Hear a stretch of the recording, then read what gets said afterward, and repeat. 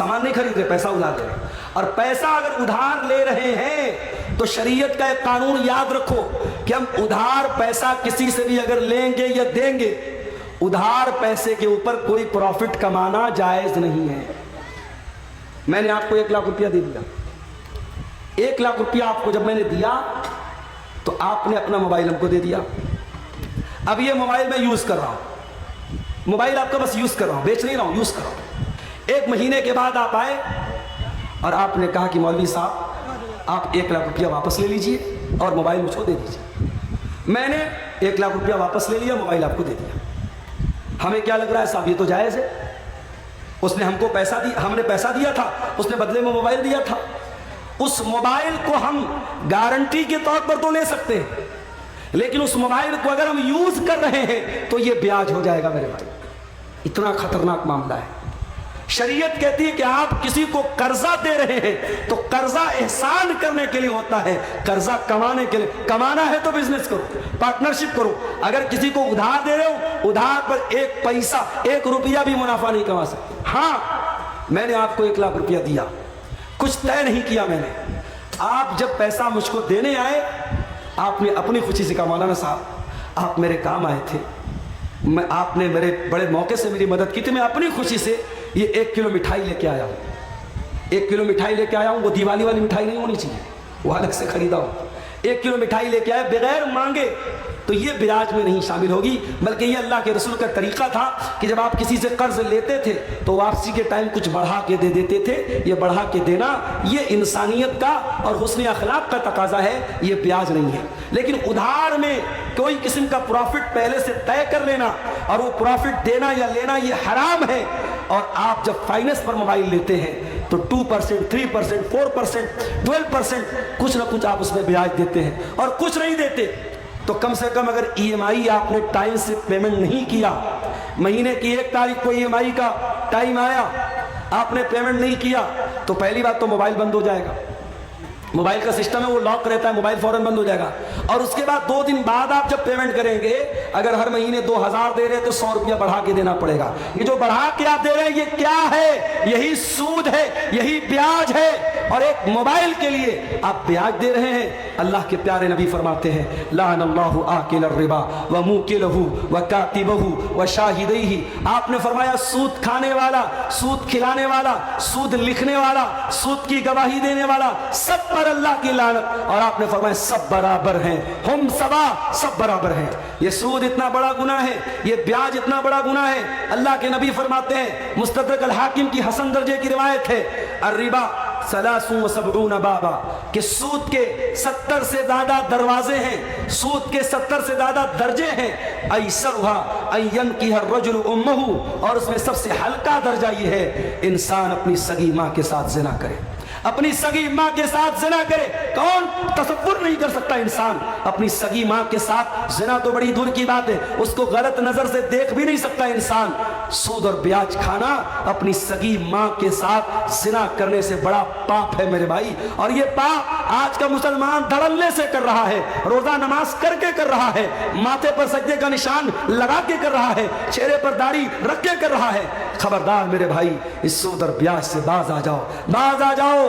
इस हराम कमाई से अपने घरों को, अपने दामन को बचा लो। और आगे बढ़िए मेरे भाइयों, सहाबे किराम को देखिए। हजरत अबू बकर सिद्दीक, उनका एक गुलाम था, वो एक मर्तबा खाने की कोई चीज लाता है, हजरत अबू बकर सिद्दीक को देता है। हजरत अबू बकर मुंह में डाल लेते हैं। वो कहता है, अबू बकर क्या आपको मालूम है ये मिठाई जो मैंने आपको खिलाई है ये कैसी थी? मैं दौरे जाहिलियत में लोगों की किस्मत का हाल बताया करता था, और आज मुझे वही उसी दौर का एक आदमी मिल गया, इसका काम कभी मैंने किया था, और उसी दौर के तोहफे के तौर पर ये मिठाई उसने दी थी जो मैंने ला के आपको दे दी और आपने खा ली। हजरत अबू बकर को जैसे ही अंदाजा हुआ कि ये कमाई हराम की है, उन्होंने फौरन अपने मुंह में हाथ डाला और उस मिठाई को, उस मीठी चीज को अपने हलक के नीचे उतरने न दिया, उल्टी करके कह करके बाहर निकाल दिया। ये सहाबे किराम थे। और यही नहीं, हमारे प्यारे नबी सल्लल्लाहु अलैहि वसल्लम अपने घर वालों को भी हलाल और हराम की बड़ी सख्ती से तालीम देते थे। آپ کے نواسے حضرت حسن رضی اللہ تعالیٰ عنہ 5 سال کے بچے ہیں اور مسجد کے اندر کھیل رہے تھے. کھیلتے کھیلتے مسجد کے اندر صدقہ کی کھجوریں آ کے رکھی ہیں. صدقہ کی کھجور آ کے رکھی ہے. حضرت حسن نے کھجور اٹھائی اور کھجور اٹھا کے منہ میں ڈال لی. 5 سال کے بچے کو کیا پتا کہ کھجور کیسی ہے. اس کو کھجور نظر آئی, اس نے اٹھائی منہ میں ڈال لی. نبی کی نظر پڑ گئی, نبی کی نظر پڑ گئی. نبی چاہتے تو اپنے بچے کے, اپنے نواسے کے ہاتھ سے چھین لیتے, اس کے منہ میں سے نکال لیتے, مگر نبی نے تربیت کیا کی میرے بھائیوں.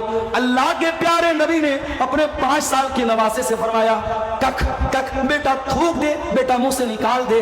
اما شعورتا انا لا ناکل صدقہ, اے میرے بچے کیا تو نہیں جانتا کہ ہم صدقہ نہیں کھاتے. میرے بچے یہ صدقہ کی کھجور ہے اور تو نبی کا نواسا ہے, تو نبی کے اہل بیت میں سے. کیا تجھے معلوم نہیں کہ تیرے نبی کے اوپر اور نبی کے اہل بیت کے اوپر صدقہ حرام ہے.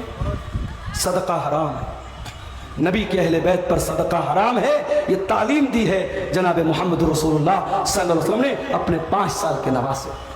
یہ احتیاط تھی میرے بھائی. بنارس میں مجھے بہت اچھی طریقے سے یاد ہے, ایک زمانہ تھا یہ جو کپڑا ہوتا نا کپڑا, کچھ کپڑے ایسے بنتے تھے بنارس میں جس پر مور بنا رہتا تھا. مور بنا ہے یا چڑیا بنی ہے یا بندر بنا ہے یا کوئی بھی تصویر بنی. علماء کا فتویٰ تھا کہ کپڑے پر اگر فیگر بنا ہے اس فیگر والے کپڑے کی کمائی صحیح نہیں ہے. اور بنارس میں ساڑی کا کاروبار کرنے والوں کو بڑا بڑا آفر ملتا تھا, بڑی بڑی رقم ملتی تھی کہ اگر تم تصویر والا کپڑا تیار کرو گے ہم تمہیں پیسہ زیادہ دیں گے, تمہاری ساڑی مہنگی بکے گی. مگر احتیاط ہوتی تھی, لوگ نہیں تیار کرتے تھے.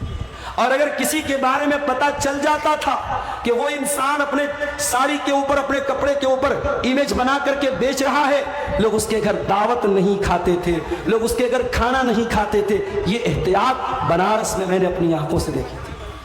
مگر آج کیا ہو رہا ہے, آج وہ احتیاط ختم ہو گئی میرے بھائی. آج احتیاط کا دور ختم.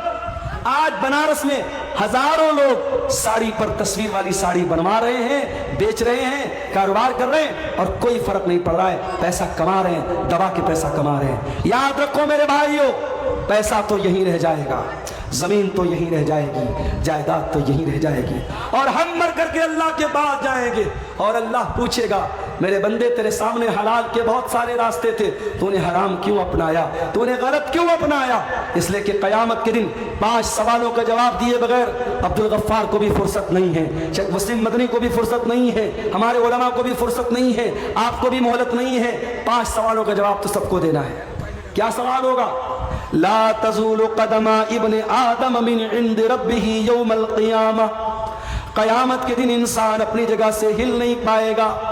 حرام کمائی کی ایک شکل اور بھی ہے, اور وہ کیا ہے؟ کسی دوسرے کی زمین پر ناجائز قبضہ کر لینا. اتر پردیش میں ایک بہت بڑے باہوبلی تھے, اب اس دنیا میں نہیں ہے, میں نام نہیں لوں گا.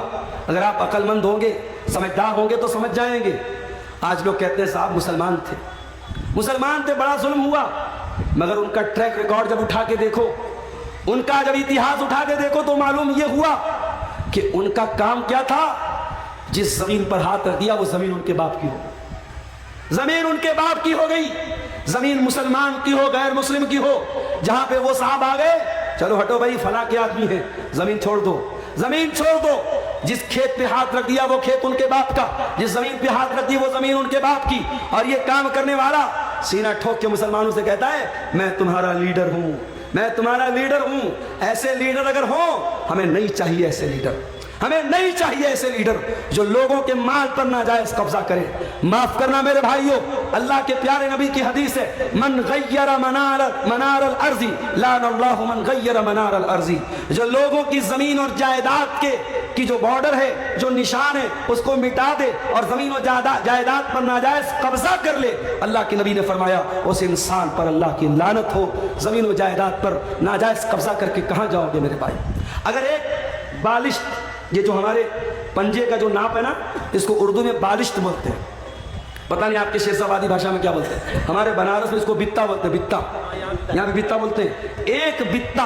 ایک بتا زمین اگر آپ نے کسی کی ناجائز قبضہ کر لی, حدیث کے الفاظ کیا ہے؟ تفق من سبع اردین یوم القیامہ, قیامت کے دن ایک بتا زمین ناجائز ہڑپنے والا 7 زمینوں کا توق اس کی گردن میں ڈالا جائے گا. اللہ اکبر. اتنا بڑا گناہ ہے, اتنا بڑا گناہ ہے. آج مقدمے عدالتوں میں چلے جاؤ, مسلمان اپنے بھائی کی زمین, بیٹا اپنے باپ کی زمین, بھائی اپنی بہن کی زمین پر ناجائز قبضہ کر کے بیٹھا ہے.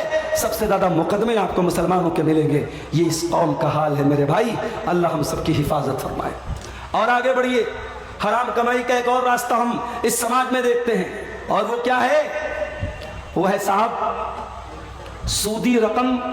ہم کھا تو نہیں رہے مگر سودی رقم کھلا رہے ہیں. موبائل لے لیا فٹ سے ہم نے, ای ایم آئی پر, لون پر لے لیا ہم نے, کریڈٹ کارڈ پر لے لیا ہم نے, اور جب لے لیا تب علماء سے آ کے دھیرے سے پوچھتے, مولانا صاحب یہ قسطوں پر موبائل لینا کیسا؟ ارے تو جو موبائل لے کے آئے قسط پر لیا, قسط پر لیا نا, تو لینے کے پہلے مسئلہ پوچھنا چاہیے تھا کہ لینے کے بعد پوچھ رہا ہے. قسط کے اوپر گاڑی لینا کیسا ہے, قسط کے اوپر موبائل لینا کیسا؟ کان کھول کر کے سن لو, قسط پر کوئی سامان لینا جائز ہے, ناجائز نہیں ہے, مگر اس میں کنڈیشن کیا ہے؟ کنڈیشن یہ ہے کہ جو سامان بیچنے والا ہے اس سے آپ کو لینا ہے. یہاں جب آپ موبائل قسط پر لیتے تو موبائل کی کمپنی سے یا دکاندار سے نہیں لیتے, آپ بینک سے لیتے ہیں. آپ بجاج کا کارڈ استعمال کرتے ہیں, Bajaj company, Bajaj finance company آپ کو فائننس کرا رہی ہے. آپ بائک لون پہ لے رہے ہیں, آئی سی آئی آپ کو لون دے رہی ہے, ایچ ڈی ایف سی آپ کو لون دے رہی ہے, ہیرو کی یا ہونڈا کی کمپنی آپ کو لون نہیں دے رہی. پہلی بات تو یہ سمجھ لیجیے, جس کا سامان ہے اس سے آپ قسط پر لیں گے, تھرڈ پرسن سے نہیں لیں گے. اور اگر تھرڈ پرسن سے لے رہے ہیں تو اس کا مطلب آپ اس سے پیسہ ادھار لے رہے ہیں.